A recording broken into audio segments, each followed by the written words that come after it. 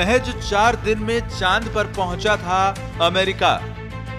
रूस को भी बस 4 ही दिन लगे थे, लेकिन चंद्रयान 3 यानी भारत को चांद पर पहुंचने में लगेंगे 42 दिन।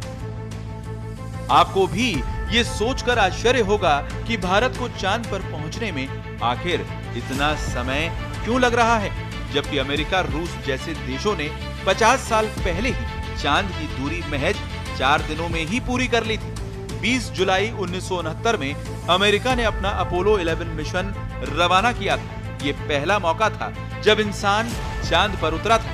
इस मिशन को चांद पर पहुंचने में 4 दिन 6 घंटे का समय लगा था, तो भारत को 42 दिन क्यों लग रहे हैं? अब आपको इसके पीछे की वजह बताते हैं। 2 चंद्रयान लॉन्च करने के बाद भारत ने अब तीसरा चंद्रयान लॉन्च कर दिया है। श्रीहरिकोटा के सतीश धवन अंतरिक्ष केंद्र से भारत के तीसरे चंद्रयान मिशन को लॉन्च किया गया। अगर चांद पर सॉफ्ट लैंडिंग में सफलता मिली तो अमेरिका, रूस और चीन के बाद भारत ऐसा करने वाला चौथा देश बन जाएगा। चंद्रयान 3 अपने लॉन्च के लगभग 1 महीने बाद चंद्र कक्षा में पहुंचेगा। इसके लैंडर विक्रम और रोवर के 23 अगस्त को चंद्रमा पर उतरने की संभावना है, यानी चंद्रयान 3 को चांद पर पहुंचने में 1 महीने से भी ज्यादा का समय लगेगा। लेकिन क्यों?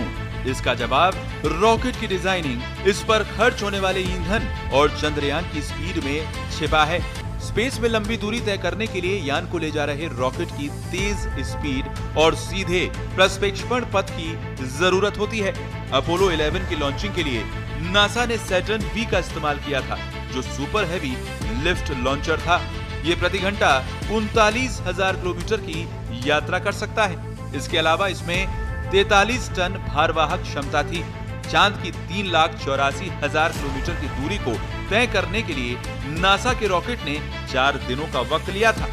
हालांकि इसमें आर्थिक पहलू भी है। उस दौर में नासा ने $185 मिलियन की रकम इस मिशन पर खर्च की थी।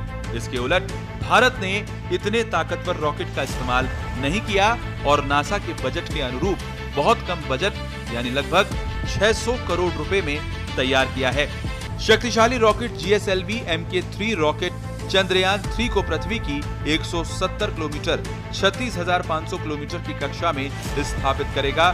चंद्रयान 3 का वजन 3,900 किलोग्राम है, इसीलिए कक्षा को धीरे धीरे बढ़ाना जरूरी है।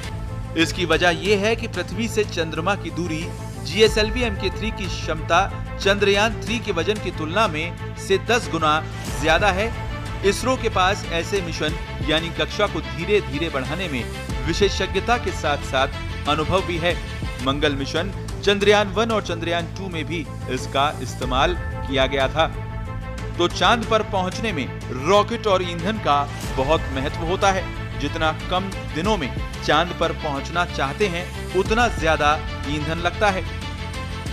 भारत ने पिछले 2 चंद्रयान मिशन के बाद अब चंद्रयान 3 में कई तरह के बदलाव भी किए हैं। चंद्रयान 3 में ऑर्बिटर मौजूद नहीं है, क्योंकि चंद्रयान 2 का ऑर्बिटर अभी भी चंद्रमा की ऑर्बिट में ठीक से काम कर रहा है। चंद्रयान 3 में ऑर्बिटर की जगह प्रोपल्शन मॉड्यूल लगाया गया है। ये मॉड्यूल नेविगेशन में मदद करेगा। चंद्रयान 3 के लैंडर को ज्यादा मजबूत बनाया गया है। इसमें कई फॉलबैक, वैकल्पिक सिस्टम और सेंसर का उपयोग किया गया है। चंद्रयान 2 लैंडर की विफलता का कारण बनने वाली सॉफ्टवेयर समस्या को ठीक कर लिया गया है। लैंडर में अब 5 मोटरों की जगह 4 मोटर हैं। चंद्रयान 3 की जांच के लिए सैकड़ों परीक्षण भी किए गए हैं। स्पेशल